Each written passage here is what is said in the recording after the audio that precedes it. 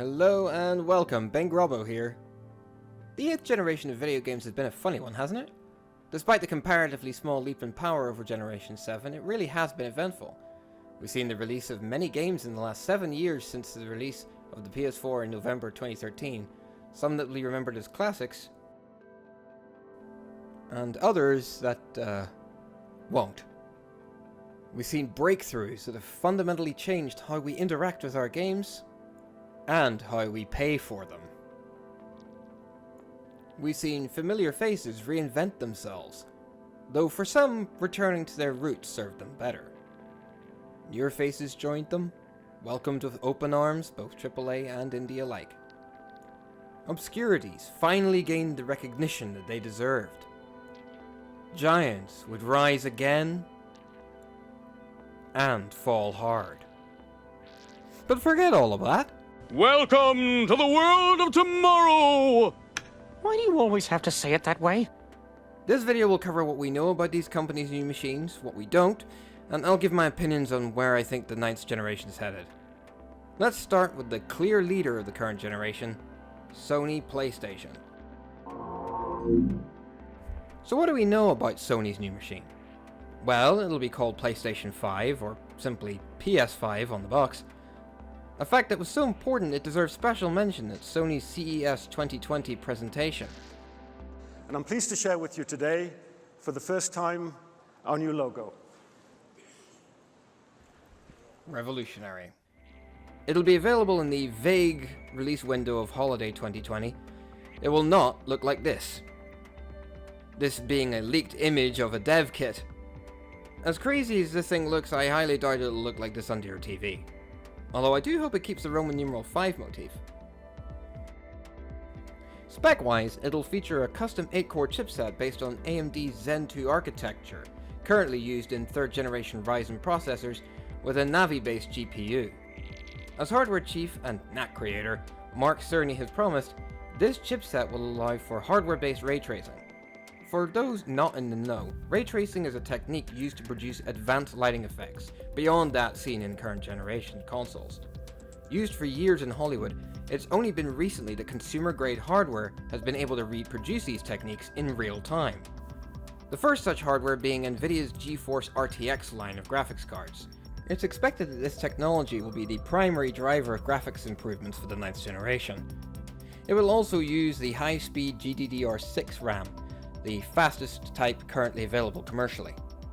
The extra oomph this hardware will provide will also allow the PS5 to be able to display in resolutions of up to 8K. It's unclear at this point whether PS5 will be capable of displaying at native 8K, although I suspect it won't, but will instead render at 4K and then upscale. It's useful future-proofing all the same. Contrary to apparent trends, physical media will return, as the PS5 will come equipped with a 4K UHD Blu-ray drive, finally bringing Sony in line with Microsoft's current generation Xbox One S and X. This will of course allow the PlayStation 5 to play back 4K Blu-ray movies, but will also allow for games of up to 100 GB in size to fit on a single disc. How important this will be in a landscape still moving towards digital distribution is up to debate, but I'll come back to this later in the vid. Finally, every PS5 will be equipped with a solid-state drive, or SSD, as standard, although we don't know the expected capacity. With games reaching upwards of 100 GB in size each, PlayStation 5 would need to arrive with a 1TB drive at minimum. However, even then, expect to be doing a lot of deleting and reinstalling well into the next generation, especially as game sizes creep upwards. The PS5's controller, the DualShock 5, probably, will not look radically different from the DualShock 4 that we all know and love, or loathe, delete as appropriate, according to images revealed in a patent filed with the Japanese Patent Office. The only noticeable difference is that the PS5's controller will have a USB-C port for charging. Its biggest changes are within, with adaptive triggers that will allow for more accurate simulation of certain actions, and radical overhaul to feedback with the replacement of traditional rumble with haptic feedback. In an interview with Business Insider Japan, translated by Gematsu, SIE CEO Jim Ryan used Gran Turismo as an example of how haptic feedback and 3D audio will improve immersion. 3D audio and the haptic feedback support of the controller are also things that, when you try them, you'll be surprised at how big a change they are. Even just playing the racing game Gran Turismo Sport with a PlayStation 5 controller is a completely different experience. While it runs well with the previous controller, there's no going back after you experience the detailed road surface via haptic control and play using the adaptive triggers. As for the games, we don't have many concrete answers. While we can expect a lot of the late 2020 games to be cross-generational, there aren't that many confirmed exclusives. There are many rumors of a PS5 version of late PS4 exclusive Ghost of Tsushima and a Demon's Souls remake by Bluepoint Games, but the only actually announced exclusive is Godfall, a high fantasy looter slasher game by Counterplay Games and Gearbox, announced at the Game Awards in December. Microsoft did not have a happy 8th generation, I think it's safe to say. Saddled with an underpowered machine built to satisfy a TV-hungry crowd that Microsoft assumed their fanbase to be at the tail end of the 7th generation, the software giant stumbled out of the gate with Xbox One. Although the console would perform poorly from launch and would never truly recover, a change of leadership with Phil Spencer at the helm showed promising signs of a company trying to regain lost trust.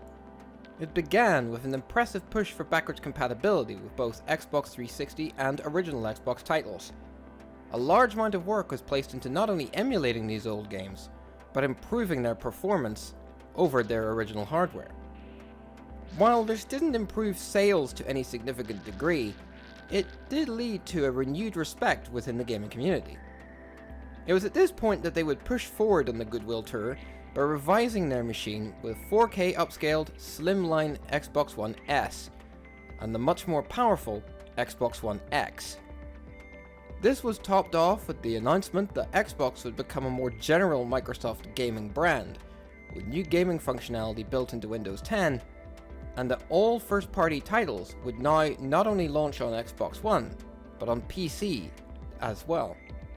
However, the crown jewel was the introduction of Xbox Game Pass, a Netflix-style service that has fast grown to be one of the best value offerings in the industry.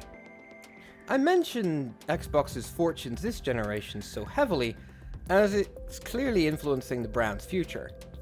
Microsoft was the first company to start talking about the next generation, and surprisingly keen to put the current one behind it. Project Scarlet would officially be revealed to the world at E3 2019, due for release in holiday 2020, same as PS5. Much like PlayStation 5, Project Scarlet would use a custom AMD system on a chip, based on Zen 2 architecture and using GDDR6 RAM, including hardware-assisted ray tracing. Also similar to the competition, it would be equipped with an SSD drive, marking the end of mechanical hard drives in consoles moving forward. Project Scarlet promises up to 8K resolutions and 120 frames per second, although we do not know if both are achievable at the same time. I personally have my doubts. We finally got our first good look at what will be living next to our TVs in December, surprisingly at the Game Awards 2019 of all places. Project Scarlet would now be known as Xbox Series X. But as Phil Spencer would reveal soon after, the true name for the next generation of Xbox is simply Xbox. Hang on a minute. PlayStation, PlayStation 2, PlayStation 3, PlayStation 4, PlayStation 5, Xbox, Xbox 360, Xbox One, Xbox. Yep, no way that's going to end up being confusing. On a more serious note, I do want to get back onto the name, as I think it reveals something unique about Microsoft's strategy this generation. We also learned that the machine would depart from the traditionally horizontal designs of previous machines into looking something more akin to a PC tower, and would possess the same 4K Blu-ray drives that its immediate predecessors had. As for the controller, as of now, we know that it won't be far removed from the Xbox One controller. Understandable after the revelation that all Xbox One peripherals, except for the Kinect, will also be compatible with Series X. All you Elite controller owners can rest easy there. The new controller will only be mildly changed, with minor tweaks in most areas. The most obvious changes being a revised D-pad, as well as the addition of a dedicated share button. It will also be compatible with Xbox One and PC as well. As for games, an area Microsoft has been pretty weak throughout this generation, we still know little, with only Halo Infinite and Senua's Saga Hellblade 2 being officially announced. We should, however, expect Microsoft to hit the ground running after the developer's purchasing spree throughout 2019, where we learned that, among others, Obsidian and Ninja Theory were now part of the Microsoft family. So what to make of all of this? Well, first we're getting the requisite power boost that we expect of a next generation refresh. Only this time, the CPUs are not as comparatively weak as the ones found in the PS4 and Xbox One. This, coupled with the inclusion of hardware-assisted ray tracing, will bring these machines far closer to the kinds of cutting-edge hardware seen at the high end of the PC space. Speaking of, I believe that the next generation of consoles will bring massive benefits to PC gaming. Now that more devices are capable of real-time ray tracing, we'll start to see more PC games include the technique, which will push the capabilities of the high-end graphics cards that have been considered overpriced and underutilized. On the software side, we can expect to see Microsoft continue to promote first-party titles on PC, as well as bolstering its PC Game Pass lineup. However, some of the more exciting developments have been rumors coming from Sony's direction. Last year, it was announced that Quantic Dream's PlayStation exclusives, such as Detroit and Heavy Rain, would find a new home on PC, as well as Death Stranding, a PlayStation exclusive by Hideo Kojima that served as a major tentpole for Sony last Christmas. While all of these games were published by Sony, they were developed by second-party studios, and thus there was maybe a potential for a PC version later down the line. However, recent comments by Kotaku's Jason Schreier suggest that Sony is gearing up to release Horizon Zero Dawn on PC. This is huge, as the game was developed by Guerrilla Games, a first-party studio. If Schreier's sources prove to be correct, it leads to the possibility that future Sony-developed video games could appear on PC down the line. All of this begs the question, why would Sony give up their exclusives to the PC space? Well, I think there's perhaps two reasons for this. One, gaming PCs are not the cheapest machines out there. A console will always be less expensive than your average gaming PC, and will thus be more accessible to a wide audience. Because of this gulf in affordability, it's possible that Sony doesn't see PC as competition, and perhaps may even increase the reach of their games and attract people to the PlayStation platform. This use of the PC as a means of exposure has worked well for Microsoft in this generation, as it gears up to release the Xbox Series X, and perhaps regain some of the sales lost with the Xbox One. So given that first-party games from both studios could appear on PC down the line, is there perhaps something that consoles can offer that PCs cannot? This is where I want to return back to the SSD. SSDs have been available for PCs for a rather large amount of time now and are rapidly coming down in price. However, its inclusion in consoles raises something quite interesting. According to statements from Mark Cerny, PlayStation 5 will interface with its SSD drive in a proprietary fashion, one that it claims will be faster than that of traditional SATA or NVMe systems used in PCs. Of these two interfaces, NVMe is the faster, and is traditionally used for smaller SSDs to boot Windows. Microsoft favors NVMe for its interface to its SSD drive on the Xbox Series X. In theory then, it will line up with PCs using the same interface for its SSDs. These are pretty expensive, and for the most part, gaming PCs use SATA drives as they are far more affordable. This, coupled with Sony's mystery proprietary system could make the two consoles significantly faster at read-write speeds than the majority of gaming PCs today. This is not to mention that a large number of PCs used for gaming today still operate on mechanical hard drives, and therefore third-party cross-platform games will still have to take these into account, which may limit their improvements in load times, something first-party games will not have to suffer from. It was recently revealed that Xbox Series X exclusives will not be made for the next 2 years after launch. The implication being that any new first-party title from Microsoft will also be made available for Xbox One. While the company hasn't officially stated this, sources within Sony have suggested that yes, there will be PlayStation 5 exclusive titles at launch, unavailable for PlayStation 4. This is a radical approach for a console maker to take. On the one hand, it does provide reassurance to those who may only have just bought an Xbox One X recently, that their console will still have some life in it for some years to come. However, there is the possibility that Xbox Series X may not reach its full potential for that time frame. Difficult to get people to pre-order when the console is being held back. The impressive Senua's Saga trailer suggests that this may not be a problem, at least graphically. However, the possible advancements in AI, level design, and in fact level composition may be hampered by such a move for at least the first 2 years. PlayStation 5 could leapfrog them massively in terms of gameplay experience and immersion. I guess the proof will be in the pudding and we'll see what will happen.